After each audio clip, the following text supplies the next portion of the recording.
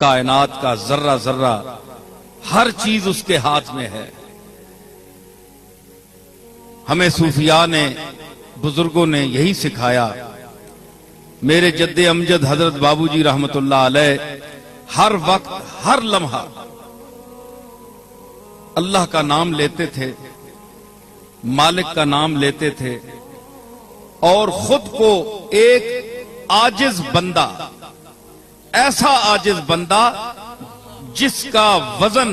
जिसकी कीमत तिनके के बराबर भी नहीं, उसकी बारगाह में वो अपने आप को इस तरह आजिजी के साथ पेश करते थे। और जब गुफ्तगू होती थी, किसी कोई मसला आ गया, कोई उलझन आ गई,